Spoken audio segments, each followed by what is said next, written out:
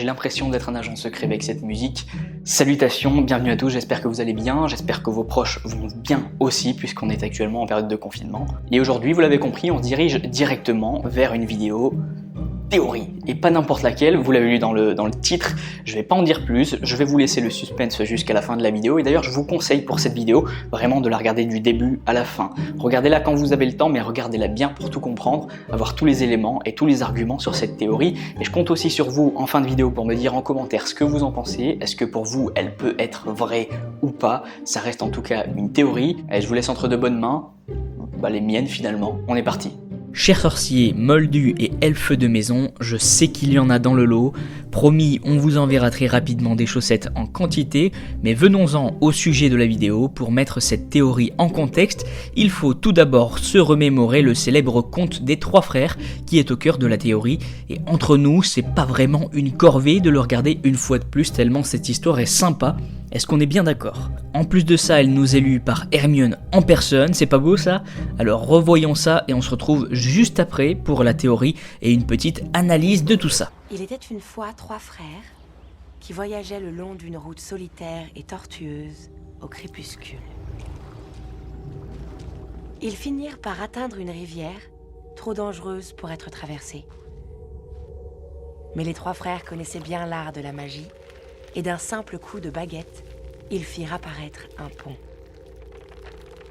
Alors qu'ils allaient traverser, une silhouette encapuchonnée leur barra le passage. C'était la mort. Elle était furieuse. Furieuse car d'habitude, les voyageurs se noyaient dans la rivière. Mais la mort était rusée.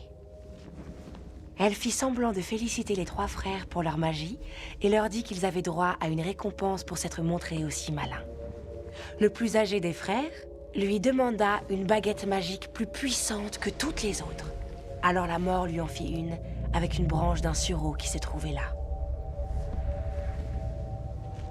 Le deuxième frère décida d'humilier la mort encore plus.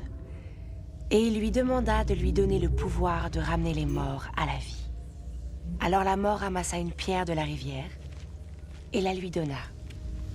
Puis elle s'adressa au troisième frère, un homme humble. Il demanda quelque chose qui lui permettrait de quitter cet endroit sans que la mort puisse le suivre. La mort, à contre-cœur, lui tendit alors sa propre cape d'invisibilité. Le premier voyagea jusqu'à un lointain village où, grâce à la baguette de sureau, il tua un sorcier avec lequel il s'était querellé autrefois. Enivré par le pouvoir que la baguette de sureau lui donnait, il se vanta d'être invincible.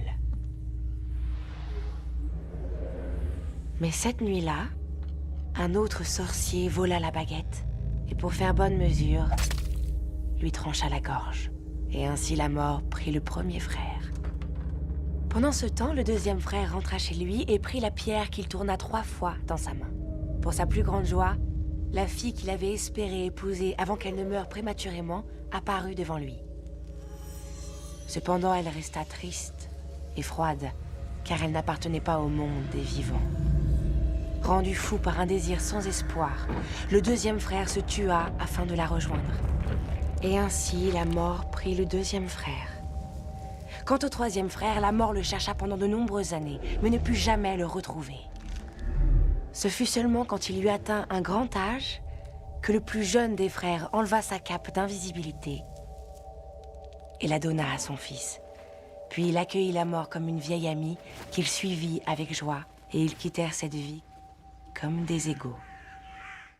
Une petite info bonus avant d'entrer dans le vif du sujet, J.K. Rowling a avoué s'être inspiré d'un des contes de Canterbury, celui du vendeur d'indulgences. Je vous invite à aller découvrir ça, vous allez y voir pas mal de similitudes, mais revenons-en à la théorie. Analysons ça de plus près.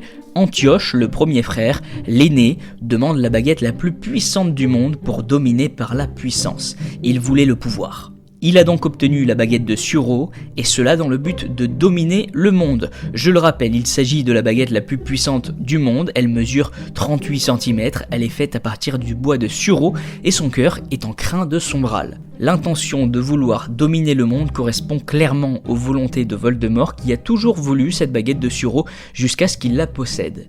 Dans le conte, il est aussi précisé qu'il mourra à cause de cette soif de domination et de puissance, un argument de plus qui va dans le sens de cette théorie. Le second frère, Cadmus, souhaite ramener quelqu'un à la vie et plus tard, on voit dans le conte qu'il s'agit d'une femme morte prématurément. Cette description correspond totalement à la situation de notre cher Severus Rogue qui aurait tout fait pour ramener à la vie Lily Potter, son amour de jeunesse et de toute une vie d'ailleurs.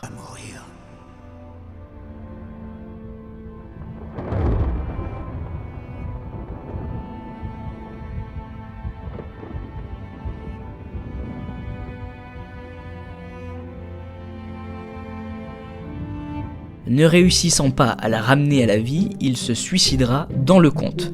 C'est un peu ce que Severus Rogue a fait, il a en quelque sorte accepté de mourir pour Harry Potter et donc pour Lily Potter. Passons maintenant au troisième frère, Ignotius Peverell. Le conte le décrit comme le plus jeune et le plus humble. Il voulait seulement échapper à la mort, et tout au long de cette saga, Harry Potter combat Voldemort mais tente aussi d'échapper à la mort. Les deux personnages semblent donc correspondre, le personnage du conte est décrit comme humble, tout comme l'est Harry, et ce n'est pas étonnant quand on sait que Ignotius Peverell est l'aïeul de James et Harry Potter.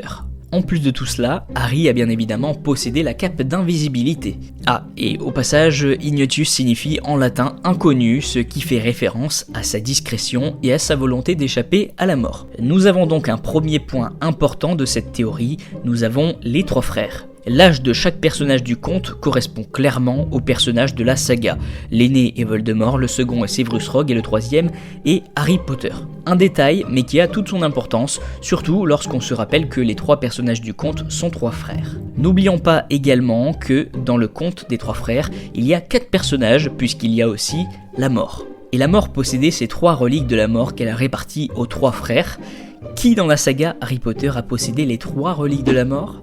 Notre fameux Albus Dumbledore. Dans le premier tome, Dumbledore remet à Harry sa cape d'invisibilité.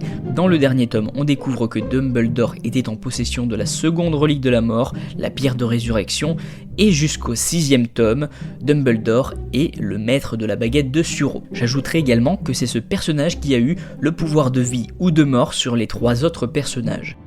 Vous l'avez gardé en vie pour qu'il puisse mourir au moment propice. Vous l'avez élevé comme un porc destiné à l'abattoir. Ne me dites pas que vous avez fini par avoir de l'affection pour lui.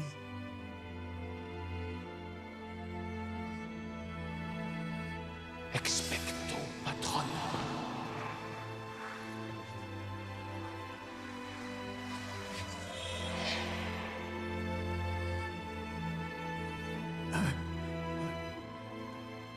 Lily. Après tout ce temps, À jamais. Son objectif était de tuer Voldemort, une première mort souhaitée, et pour y parvenir, d'après lui, Severus Rogue devait mourir, ainsi qu'Harry, ou plutôt la partie de Voldemort qui vivait en Harry. Vous suivez ? une part de Voldemort vit à l'intérieur de lui.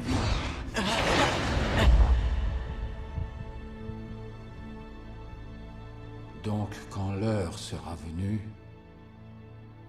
Potter devra mourir? Oui, il doit mourir.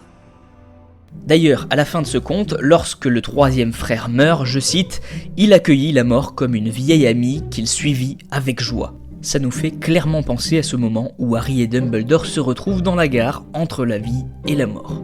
Je pense que niveau argument, on est pas mal, accrochez-vous car nous n'avons pas encore fini, ce serait trop facile.